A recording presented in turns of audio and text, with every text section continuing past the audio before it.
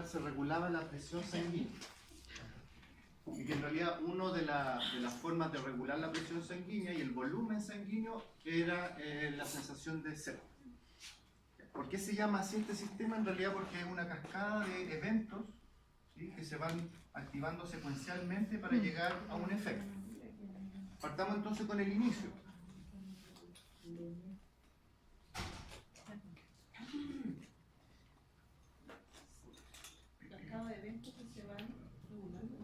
Partamos con el inicio. Que se van activando secuencialmente. Pero bueno, a ver, aquí también nos sirve seguir un poco el esquema de lo que activa. ¿Qué onda? ¿Qué pasa?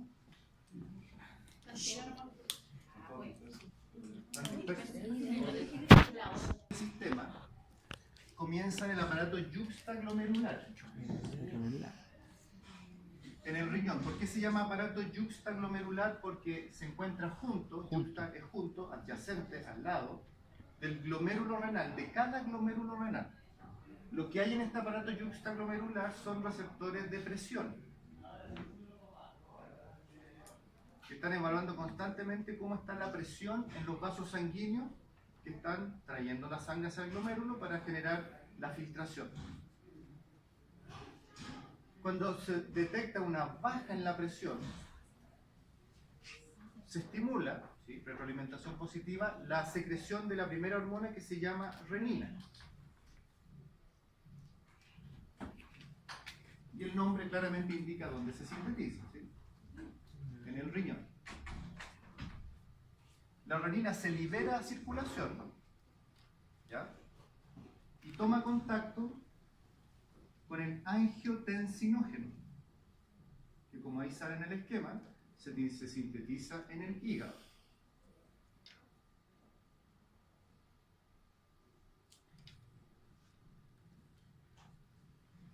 Y cuando la renina toma contacto con el angiotensinógeno, lo activa. Recuerden que toda sustancia que termina en ógeno significa que está en un estado inactivo. Lo activa en una nueva molécula llamada angiotensina 1.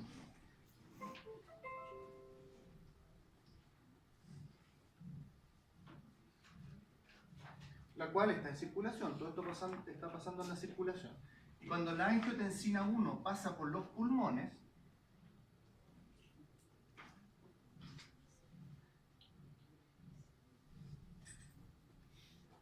toma contacto con una enzima que se llama la ECA. La ECA significa enzima convertidora de angiotensina. Y cuando la angiotensina 1 toma contacto con esta enzima, se transforma en angiotensina 2.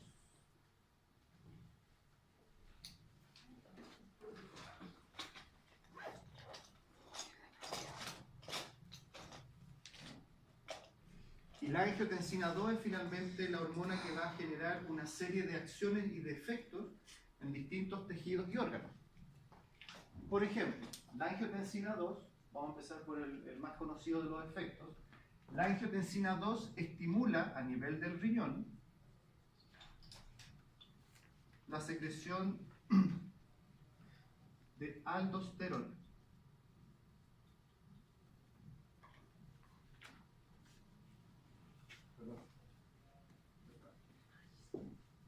A nivel de la glándula adrenal.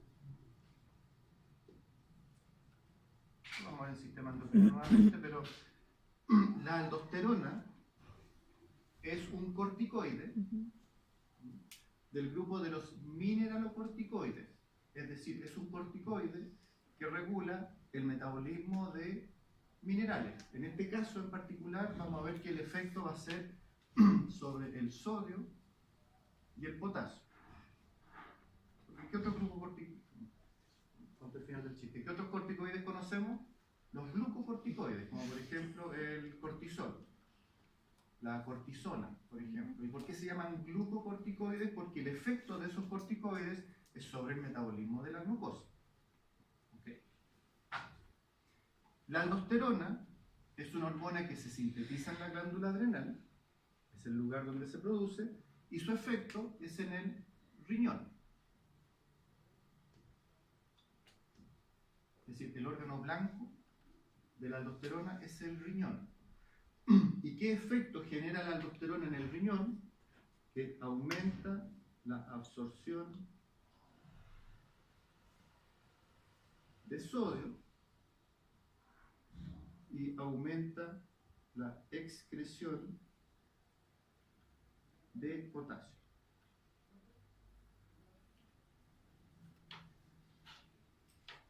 Y además iones hidrógeno. ¿De qué me sirve que el organismo comience a nivel renal a absorber más sodio de lo normal? Es que si absorbo más sodio, retengo más agua. Y por lo tanto tengo mi primer efecto en pos de regular la presión sanguínea.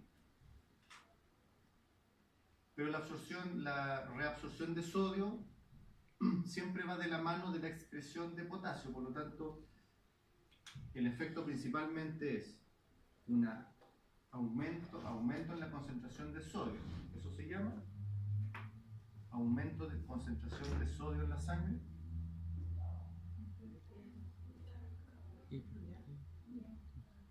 Símbolo químico del sodio. Ahí está, pues. Hipernatremia. Y si disminuye el potasio en la sangre, eso se denomina Hipocalemia. Sí, porque calcemia es calcio. Sí. Ojo. En cambio, esta es hipocalemia. Ya. Ok. El primer efecto entonces de la angiotensina 2 es estimular la secreción de aldosterona con los efectos que estamos viendo acá. Y efectivamente, generar este efecto me ayuda a reabsorber agua a través del sodio y por lo tanto recupero mi presión sanguínea, hasta cierto nivel por supuesto. Segundo efecto de la angiotensina 2 es sobre los vasos sanguíneos, porque provoca vasoconstricción. Y en realidad, si tengo un bajo volumen sanguíneo, disminuir el tamaño de las cañerías me ayuda de cierta manera a recuperar mi presión sanguínea.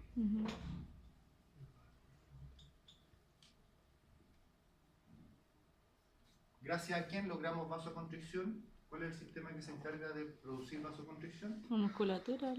¿Eso? Hice mal la pregunta. ¿Qué parte del sistema nervioso regula la vasoconstricción? Incluso aquí también sale. No, sistema simpático. Sistema simpático. ¿Se acuerdan que el sistema simpático acelera la frecuencia cardíaca y ayuda a la vasoconstricción? La angiotensina 2, por lo tanto, también podemos verlo como un efecto. Fíjense todos los signos más. Estimula a que aumente la actividad simpática.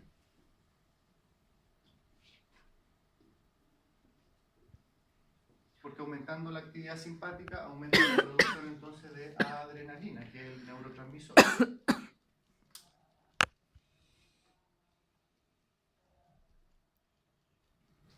Y por último, el último efecto que vemos abajo, a nivel de la neurohipófisis, se estimula la secreción de ADH o hormona antidiurética.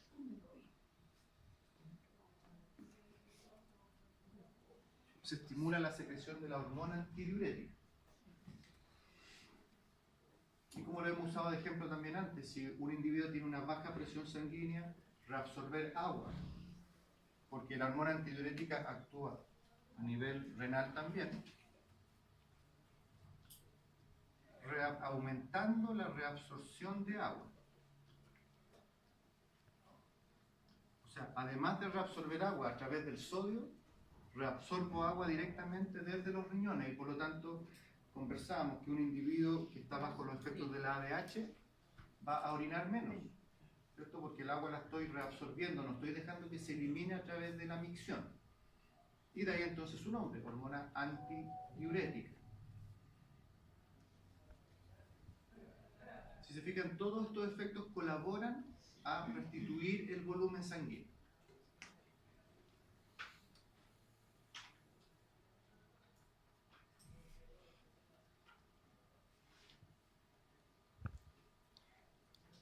Y por supuesto, el otro factor que acompaña a todos estos mecanismos es el consumo de agua.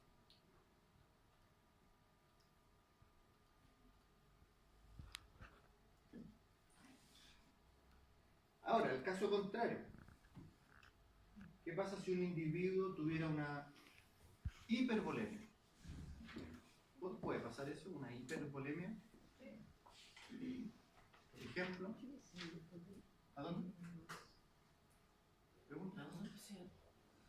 ¿Pero pregunta a mí, ¿qué le pasa? Ahí es donde dice absorción. Acá al lado suyo. Absorción, hiper. Natremia. Aumento de sodio en la sangre. ¿Por qué razón podría ocurrir una hipervolemia?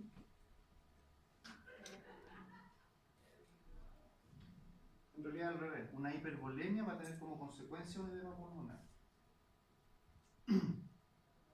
Entendemos que hipervolemia es que las cañerías de la casa tienen demasiada agua en las cañerías. Por lo tanto tengo como consecuencia una hipertensión. Por ejemplo. Que mi mamá tiene una falla cardíaca y generalmente está con mucho edema, le aumenta mucho la presión. ¿Se puede borrar? En ese caso lo que ocurre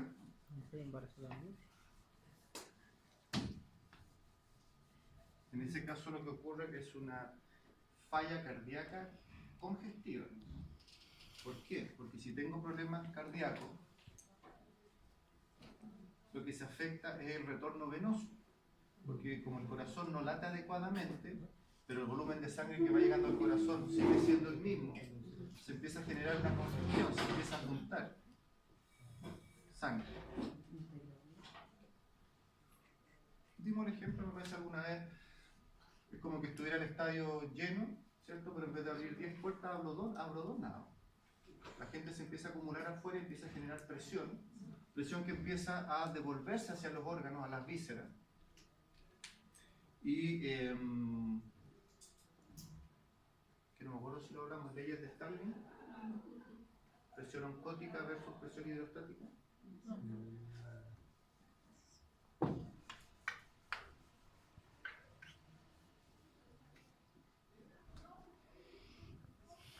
Lo que permite que tengamos un volumen sanguíneo constante, una volemia constante, es el equilibrio de dos presiones que están constantemente en juego, gracias, no sabía qué decir, en juego. Una, estas son albúminas, son proteínas albúminas.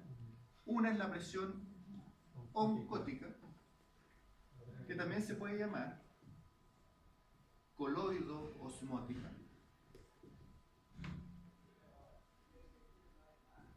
que es la presión que ejercen las albúminas sobre el agua que está en los vasos sanguíneos, y que lo que genera es que, como captan tanta agua, cada albúmina capta tanta agua que el agua tiende a quedarse unida a ella. Así como las albúminas no pueden salir del torrente sanguíneo, me ayudan a mantener siempre un volumen de agua constante. Porque en realidad la tendencia natural del agua que está en los vasos sanguíneos es a salir. Porque ¿dónde hay más agua? ¿En el extravascular o en el intravascular? Hay más en el intra, por lo tanto, por osmosis, por equilibrar las concentraciones, el agua debiera salirse. Y esa tendencia natural a salirse es lo que se llama presión hidrostática.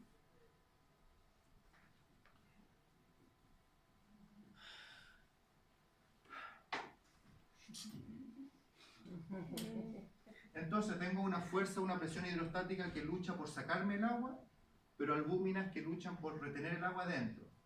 Mientras estas dos presiones se mantengan en equilibrio, mi volumen de agua se va a mantener constante. Pero si se llegan a desequilibrar, lo que va a ocurrir probablemente es que el agua empiece a salir de los vasos sanguíneos. ¿Ahí es donde actúa el mecanismo linfático? ¿El perdón? ¿Ahí es donde actúa el mecanismo linfático? ¿Absorbe el agua? Sí, ayuda, sí. Es que el sistema circulatorio vamos a ver esto, pero lo adelantamos y de ahí vamos a hablar del sistema linfático. Pero sí. Uno siempre se pregunta para qué sirve el sistema linfático y como que sabe que existe y no tiene muy claro para qué.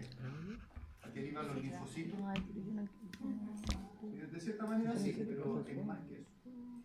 Bueno, el punto es que cuando empieza a acumularse esta sangre, el retorno venoso se afecta, lo que empieza a generar esta congestión es que la presión hidrostática comienza a superar a la presión coloidosmótica y por lo tanto lo que ocurre es que el agua empieza a salir de los vasos sanguíneos. Y la salida de agua de los vasos sanguíneos y el acúmulo es el edema. La otra razón por la que podría ocurrir lo mismo es que mi presión hidrostática esté normal, constante, pero algo genere de que las albúminas de un individuo comiencen a bajar su concentración. Y por lo tanto, si mi presión hidrostática está normal, pero la oncótica empieza a bajar, el agua también se sale de los vasos sanguíneos. Porque no hay suficiente albúmina. Porque no hay suficiente albúmina, hay una hipoalbuminemia. Y las causas de hipoalbuminemia van desde que no se forman porque el hígado tiene problemas, porque las albúminas se forman en el hígado, porque a lo mejor se están perdiendo las albúminas, ya sea por una hemorragia, por problemas renales que están filtrando o problemas intestinales que se están perdiendo. Cualquiera sean las causas por las que esto se desequilibre, la consecuencia va a ser edema, formaciones de transudados. ¿Ok? ¿Por qué estamos hablando de eso? Ah, ¿por qué podría haber una hipervolemia? Por un mal funcionamiento de la hipotensión, ¿no? ¿Perdón? Si no está, si no están esas cosas positivas, no funciona el otro mecanismo. Ah, perdón, me faltó un último detalle. Al recuperarse con todos estos mecanismos la presión sanguínea, los receptores del aparato yuxtaglomerular se dan cuenta que la presión se ha recuperado y por lo tanto se hace un feedback negativo para que ya no se forme más renina y con eso ya el sistema se corta. Ahí tenemos nuestra retroalimentación negativa, se me había olvidado esa parte. La hipervolemia en general tiende a ser más de tipo iatrogénico. ¿Qué es eso? ¿Y a cuánto? Iatrogénico. ¿Qué es eso? ¿No habían escuchado? Yo no. Es importante nunca olvidar esta palabra porque iatrogénico significa que es por un error humano, o sea, por un error del veterinario. Una sobrehidratación, por ejemplo, colocar suero sin calcular el volumen, dejo corriendo el suero y me voy a almorzar, por ejemplo, vuelvo al otro día, yo puedo sobrehidratar a un individuo, sobre todo si su riñón no está funcionando adecuadamente y por lo tanto no está eliminando la cantidad de agua que debiera. Por eso siempre que se administran sueros, yo debo medir el volumen de orina que se produce. Bueno, ¿cómo reacciona el organismo frente a una hipervolemia? Principalmente produciendo el péptido natriurético auricular.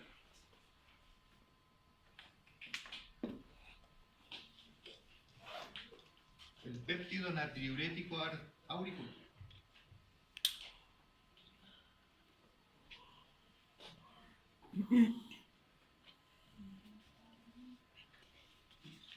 ¿Qué?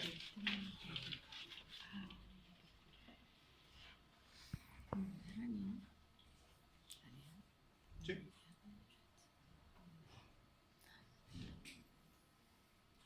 Pues si quieren yo les cuento de qué se trata, ¿sí? Ya.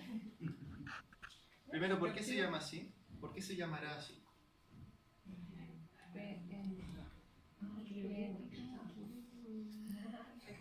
Bueno, claramente su estructura es de tipo proteica, ¿sí? Aminoácidos, péptidos, es lo menos importante en realidad, pero que sea natriurético me habla un poco de su función.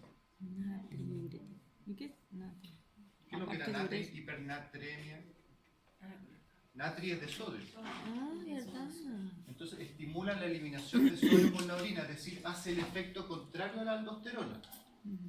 Estimula la eliminación de sodio, pero la reabsorción entonces como consecuencia de potasio. Siempre es uno por otro. Y claro, ¿por qué será allá? Okay. Y además auricular porque se sintetiza en las aurículas cardíacas.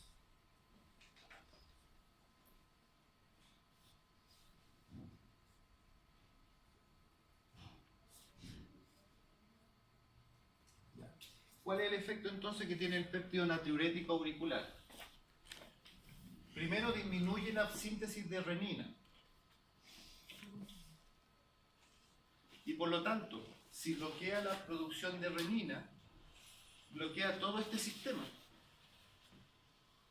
Y por lo tanto va a bloquear a la aldosterona, cuya función era reabsorber sodio precisamente. Entonces, si bloqueo todo el sistema renina, angiotensina, aldosterona, no tengo la hormona que estimula la reabsorción de sodio y por lo tanto, ¿qué le va a pasar al sodio? Se va a eliminar por la orina, porque lo natural es que el sodio se elimine por la orina, en pequeñas concentraciones. Pero si tengo la aldosterona funcionando, doy vuelta a ese mecanismo. Pero si lo tengo bloqueado, ocurre lo natural, que el sodio se elimine por la orina. Entonces, en realidad, el nombre uno se pregunta, bueno, ¿y cómo hace este péptido para que se elimine sodio por la orina? Bloqueando a la aldosterona, a través del bloqueo del sistema renina, angiotensina, aldosterona. Pregunta. Si dicen que no entendí nada, lo repetí. No, yo quiero saber, ¿dónde busco la información de cómo la aurícula forma ese péptido? ¿Cuál es el estímulo para que se produzca? Es que yo entendía que las aurículas tienen una función, nos pasaron qué tipo de musculatura tiene, la parte eléctrica, todo eso, pero no sabía que además hacía una, bueno, no hace hormonas, pero eso, péptido ya no le llamo hormona. Sintetiza. Claro, O sea, no sabía que sintetizaba. Del momento que una sustancia se produce en un lugar para generar un efecto a distancia, ya es una hormona. Ya. Entonces no, es una supresión. Pero quedó como mal. ¿Ah? Quedó como mal. ¿Cómo que no entiendo? Pero está bien, pues, y va a ir descubriendo más funciones de la aurícula y los ventrículos. Sí, etcétera. porque no sabía por eso. Pero perfecto. Me llama la atención. Bueno. ¿Pero hacen más cosas entonces? No sabía. Las aurículas. ¿Cómo busco eso? Busque péptido natriurético auricular y busca el lugar de síntesis, el estímulo que lo genera, dónde están, ya que es un arco reflejo, dónde están los receptores, cómo la aurícula sabe que necesita sintetizar este péptido. Seguramente son receptores de presión. Pero en ese caso él sería el efector, ¿cierto? De Claro. un estímulo que le llega del... Entonces, en ¿Qué alguna está parte pasando? se está detectando que aumenta la presión sanguínea, hay una hipervolemia y por lo tanto descarga información para que finalmente el efecto sea producción de este péptido a nivel de las aurículas cardíacas. Otro efecto es que disminuye la producción de ADH. ¿Y cuál es la acción de la ADH? Retener agua. Antidiurético, retengo agua. Si lo bloqueo, elimino más agua. Recuerden que en este caso tengo un individuo con un exceso de volumen sanguíneo. Entonces todo lo que estoy haciendo es tratar de eliminar la mayor cantidad de agua posible. Deshaciéndome del sodio primero y ahora deshaciéndome de la hormona antidiurética. El mecanismo contrario a lo que buscábamos acá.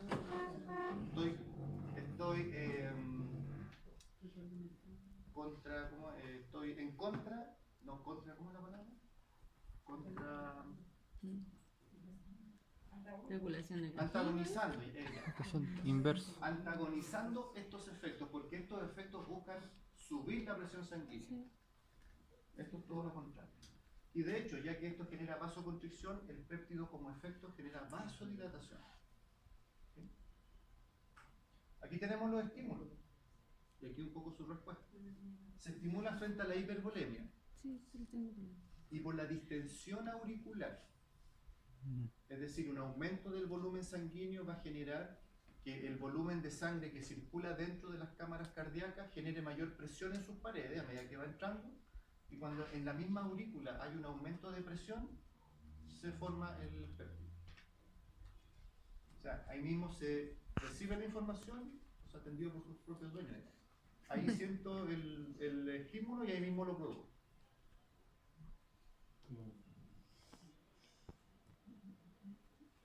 Recuerden que uno crea que ya lo sabe todo sobre algo es un error. Le digo aquí. Lo cual es más interesante. Sí, interesante. Okay. Aparte que también tiene poco marketing esta hormona, se sabe muy poco, casi no se nombra nunca. ¿Ok? Entonces aquí tenemos los mecanismos para estimular el aumento de la presión sanguínea o disminuir.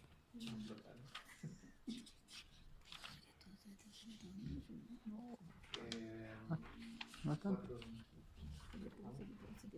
Vamos a introducir este tema antes del último recreo Ya. Último recreo. y después volvemos. Sí. ¿Sin recreo nos vamos a? 5 minutos sesión. ¿Qué hora? Para salir a tomar aire. Bueno, Recreo. con lo que terminamos este capítulo y que en realidad ya con esto ya vamos dejando de lado el sistema nervioso porque ya estaban aburridos del sistema nervioso. Sí, en verdad ya era mucho sistema nervioso, pero era necesario. Es que es necesario porque ahora todos los sistemas, vamos a volver a hablar del sistema nervioso, pero ya van a ser cosas que vamos a saber. Igual importa hay que pasar.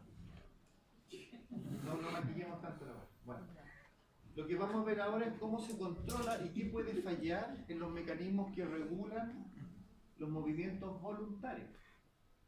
¿Vimos la contracción muscular? Sí. Y a lo más hablamos de la placa motora, es decir, que llegaba un nervio y estimulaba la contracción.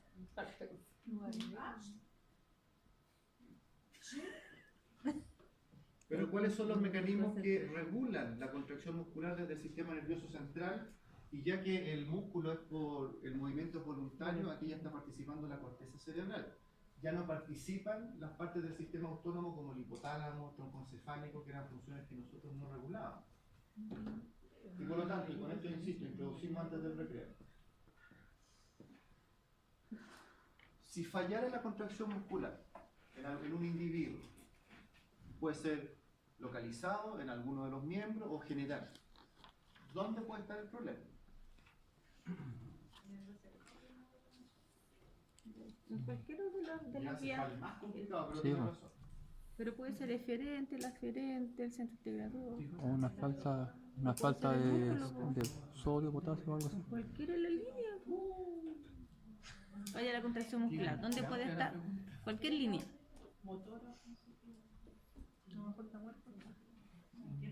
Puede estar en la Falta de potasio. Ah, pero más que las causas, ¿dónde?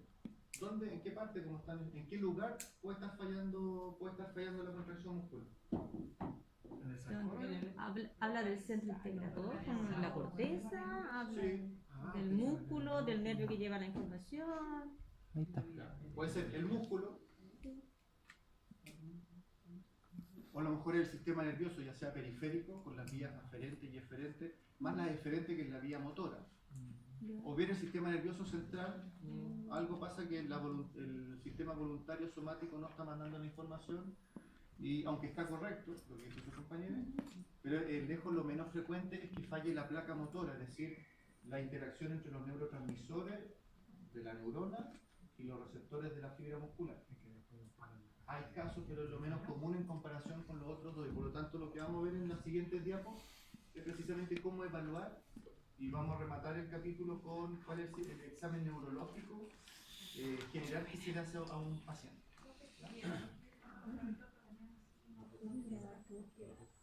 Sí, pérdida de la propiocepción. Y eso está, vamos a ver. Ya. 10 minutitos nomás para que ordenamos.